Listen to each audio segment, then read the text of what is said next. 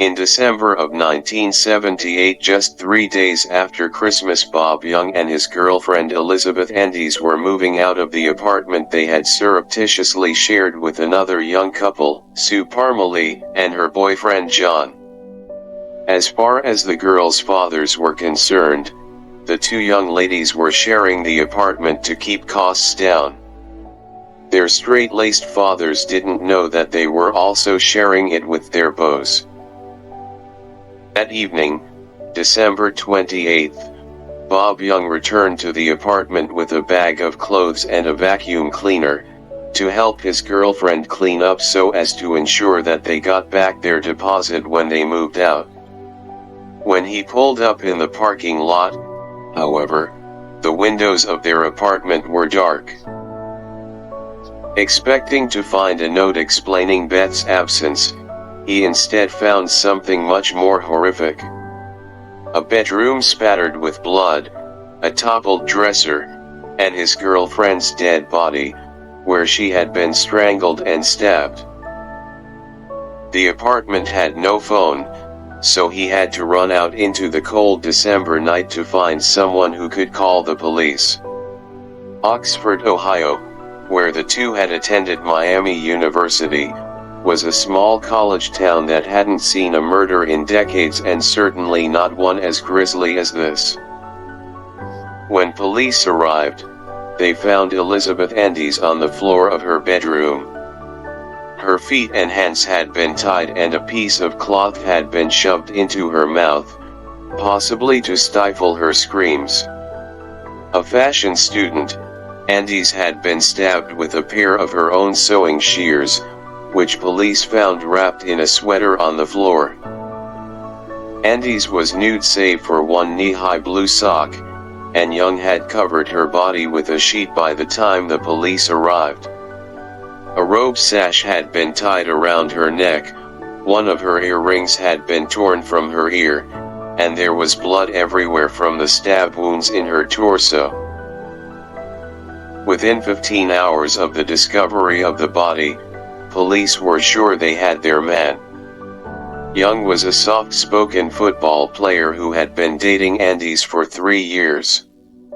According to most of her friends, the two had been an enviable couple. Yet, it didn't take long for authorities to zero in on him as their only suspect, and, before long, Young had been spirited to another town for a polygraph test which he was told he failed, and pressured into signing a confession, which he would immediately recant.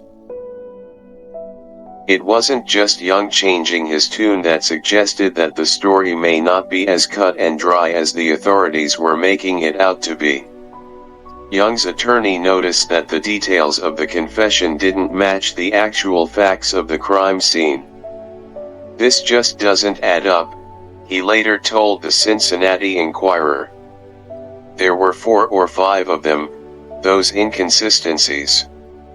You started thinking, well, what? He lied about things that were physical evidence. Or was he told that and then he put it in his statement? Despite the holes in the case, police were certain they had their killer, and Young was arrested and taken to trial where he was acquitted. With authorities assuring them that Young was the culprit and the case treated as closed, Beth's family sought justice the only way they knew how, by filing a wrongful death suit in civil court against Young. In a civil trial, the threshold of certainty for a jury is much lower than in a criminal case, and yet, once again, the jury sided with Young. Decades later, reporters Amber Hunt and Amanda Rossman made the case the focus of the first season of their hit podcast Accused, and what they kept coming back to was how the police's fixation on Young prevented the case from being properly investigated. Without a conviction, they had nothing else to go on. Not only had they focused all of their energies on Young, neglecting other potential leads, but they had also logged the case as closed, meaning that it wasn't entered into unsolved murder databases, and the details of the crime were never compared to other slayings with similar MOS. Perhaps even worse, evidence was misplaced after Young's trial, making the odds of finding the real killer almost impossible, assuming that the jury was right, and Young didn't do it. According to their reporting, the single-minded focus of the police wasn't due to a lack of other potential suspects. Beth's boss, Robert Buzzcall, called police shortly after the murder and said, "You might want to talk to me." He claimed that Andes had invited him over to her apartment the night before she died, a thing that had never happened previously.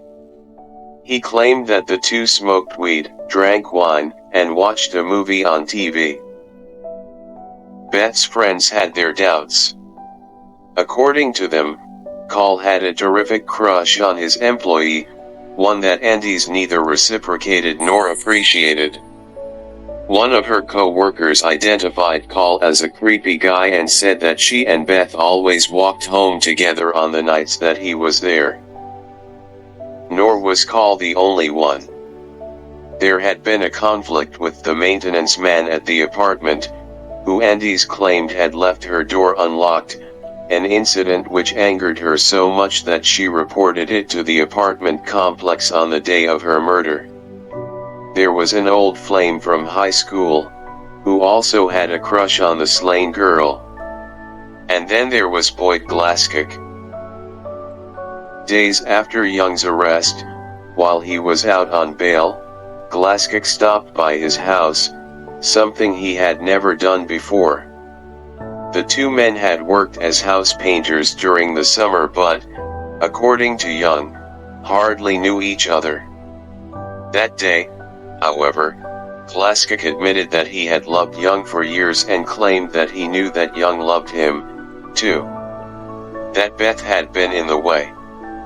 And when Young asked him to leave, he shoved a wrapped gift into his hands, a pincushion drizzled in some red substance that could have been blood.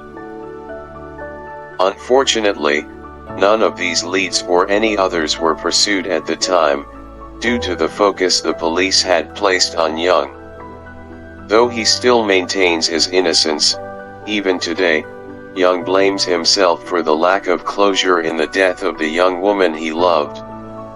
If he hadn't been pressured into signing that confession, he reasons, the authorities would have been forced to pursue other leads, and maybe catch the real killer. As it is, we may never know the answer to the question that Elizabeth Andy's father reportedly blurted out when Young's acquittal was announced in court, "Then who killed my daughter?"